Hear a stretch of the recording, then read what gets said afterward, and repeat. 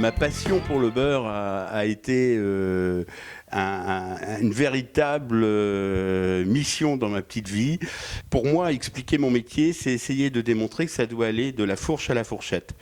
À travers l'endroit où nous sommes aujourd'hui, notre restaurant qui s'appelle Autour du beurre, pour montrer, démontrer, goûter le beurre de différentes manières, le mettre en scène grâce à un chef qui travaille toutes les techniques sur le beurre et qui nous donne beaucoup de plaisir. Et puis c'est enfin, j'espère, accepter que le beurre est un produit vraiment naturel.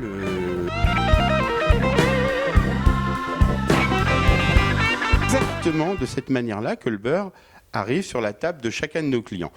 Même une table de 2 personnes a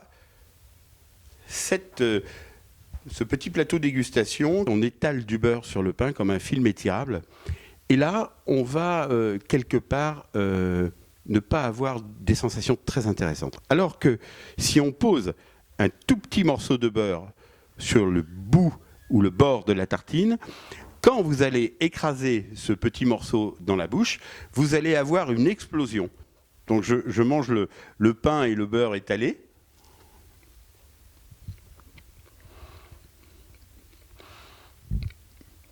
C'est bon, mais effectivement, on n'a pas d'intensité.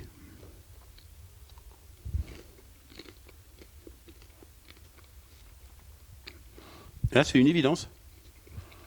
Simplement, il suffit d'essayer.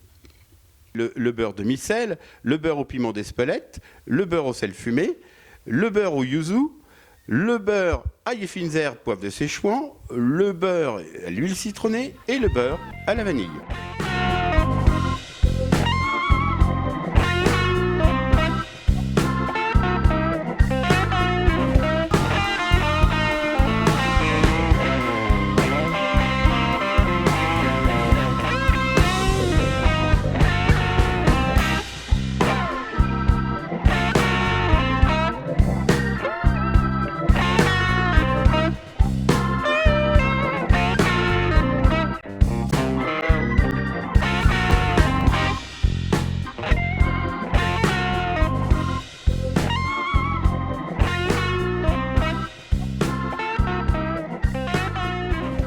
Alors là, nous sommes dans l'espace découverte autour du beurre que j'ai voulu le plus explicatif possible de l'origine du beurre jusqu'à nos jours, du néolithique à notre quotidien, en passant par les guerres de religion, en passant par la cuisine au XVIIIe, en passant par l'avènement de Pasteur et de l'hygiénisme, et toute la partie production mondiale, savoir que l'Inde est le plus gros producteur de beurre au monde, enfin des choses un petit peu diverses. Cependant, il y a des pépites dans cet univers.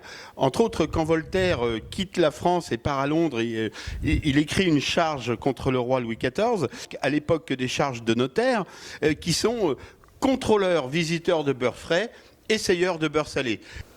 Le beurre comme levier social, politique et économique. Alors pourquoi Saint-Malo ? Eh bien écoutez, parce que je suis amoureux de cet endroit, de ces paysages, je suis amoureux de cette pluie fine qui peut tomber sur les remparts.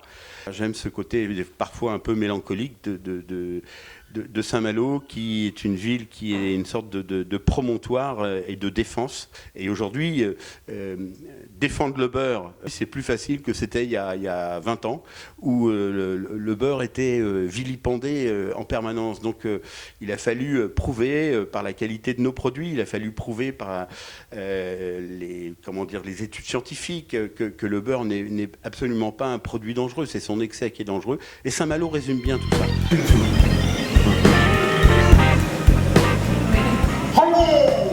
Au Japon.